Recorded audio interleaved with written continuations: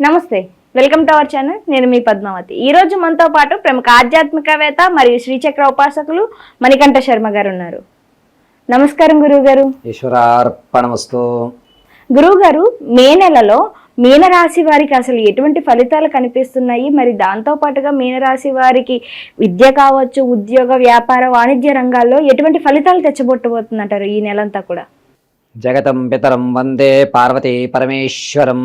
మొట్టమొదటిగా మే నెలలో మీనరాశి వారి యొక్క జాతక ఫలితాన్ని చూసుకోవాలి అనుకుంటే కనుక వీరు పూర్వాభాద్ర 4వ పాదము, ఉత్తరాభాద్ర 4 పాదాలు, రేవతి నక్షత్ర 4 పాదాల వారు మీనరాశిలోకి ఇచ్చేస్తారండి.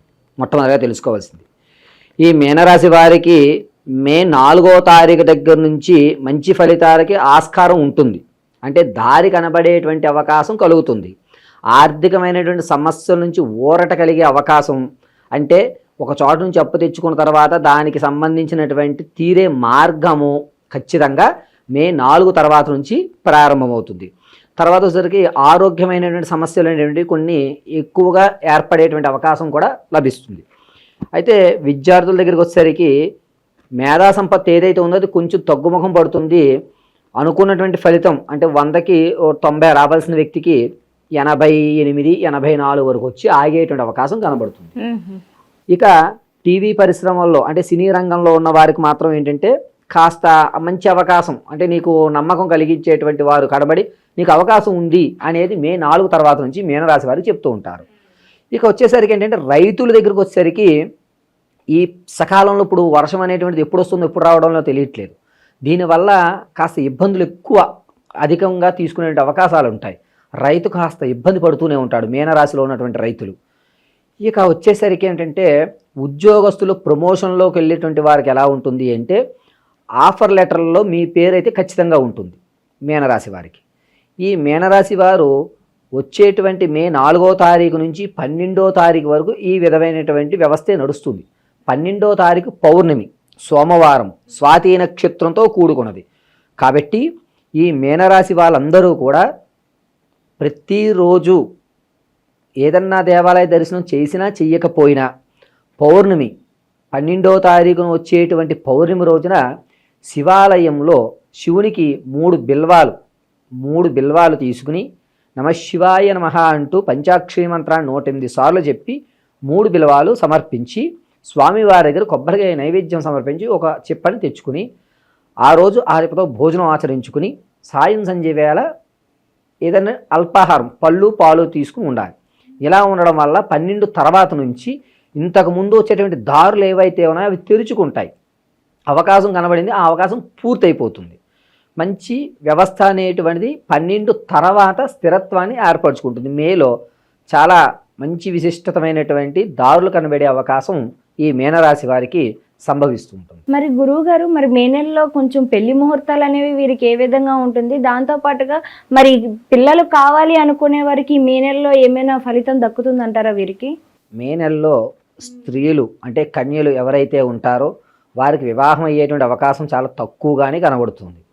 వీరు నిత్యము సుబ్రహ్మణ్య స్వామి ఆరాధన, నేను చెప్పిన విధంగా 12వ తారీఖు పౌర్ణమి అంటే 13వ తారీఖు మంగళవారం పాడ్యమి అమ్మవారికి ఇష్టమైనటువంటి రోజు, అందులోనూ మంగళవారం రావడం వల్ల ఎవరైతే వివాహం కాని మీనరాశి కన్యలు ఉంటారో వారు ఖచ్చితంగా ఏదన్నా అమ్మవారి దేవాలయానికి వెళ్ళి పులిహోర నైవేద్యంగా సమర్పించుకుని ఆ పులిహోరలో సగభాగాన్ని మీరు స్వీకరించి ఆ రోజు సాయంత్రం ఉపవాసం ఉండండి. అలా మీనరాశిలో ఉన్నట్లయితే కనుక మే 24వ తారీఖు తర్వాత వివాహానికి యోగ్యుడైనటువంటి వ్యక్తి వచ్చేటువంటి అవకాశాలు అంటే చూపుల వరకు జరిగే అవకాశాలు ఎక్కువ కనబడుతున్నాయి. ఇక గర్భిణీ స్త్రీలు చాలా జాగ్రత్తగా ఉండాలి. కాస్త కడుపులో నొప్పి అనేటువంటిది ఏర్పడుతూ ఉంటుంది. ఆడవారికి మే నెల 12వ తారీఖు తర్వాత ఈ నడుం దగ్గర వ్యవస్థ కానీ లేకపోతే కీళ్ళకు సంబంధించిన కొన్ని ఇబ్బందులు అనేటువంటివి ఏర్పడుతూ ఉంటాయి. ఈ విధంగా మీనరాశిలో ఆడవారు చాలా జాగ్రత్తగా ఉండాలి. నిత్యము కూడా నారాయణ స్మరణ చేసుకోవడం చాలా మంచిది. మరి గురువుగారు, మీనరాశిలో ఉన్న విద్యార్థుల గురించి ఏమైనా? విద్యార్థులకి అవకాశం కొంచెం తక్కువగా ఉంటుంది కాబట్టి ఎడమవైపు ఉన్నట్టు తొండం ఎడమవైపు కలిగినటువంటి గణపతిని ఆరాధన చేయడం చాలా శ్రేష్టం. అనుకున్న ఫలితాలు ఎక్కువగా లభించవండి. ఇందాకనే చెప్పాను, 90 మార్కులు వచ్చేవాడికి 85, 86 వరకు వచ్చి ఆగిపోతుంది. అరే నేను ఇంకా సక్సెస్ కాలేకపోయాను, నాకు ఇంకా రావాలి అనేటువంటి ఇబ్బందులు కలుగుతూ ఉంటాయి. కాబట్టి వారు గణపతి ఆరాధన బుధవారం చేయడం చాలా మంచిది.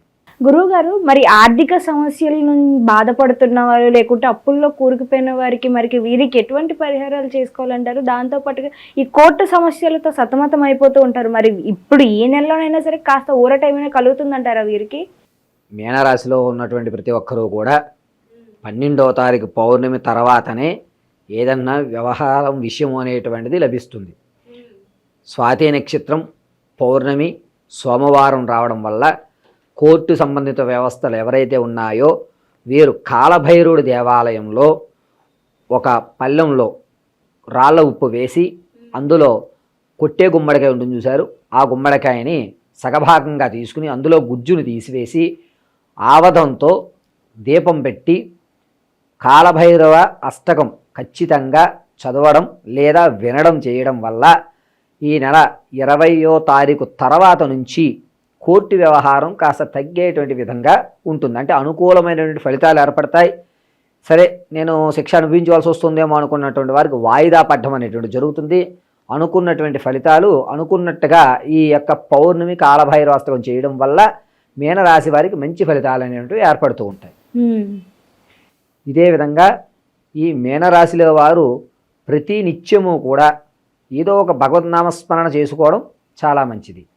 ఇక ఇదే పొలం వ్యవస్థలో కానీ లేకపోతే ఏదన్నా కొత్తగా వ్యాపారం ప్రారంభం చేయాలనుకున్నటువంటి వారు కానీ ఈ నెల 18 తర్వాత 18వ తారీఖు నుంచి 24 మధ్యలో వ్యాపార ప్రారంభానికి కానీ పొలము స్థలము కొనుక్కోవడం కానీ ఇల్లు కొనుక్కోవడం వంటి కానీ మీనరాశి వారికి 18 తర్వాత మంచి అవకాశాలు ఏర్పడుతుంటాయి. అప్పుడు సానుకూలమైనటువంటి వాతావరణము వారి యొక్క ఆర్థిక ఇబ్బందులు కాస్త తొలగి ఒక మెట్టు ఎక్కేటువంటి అవకాశం కలుగుతూ ఉంటుంది.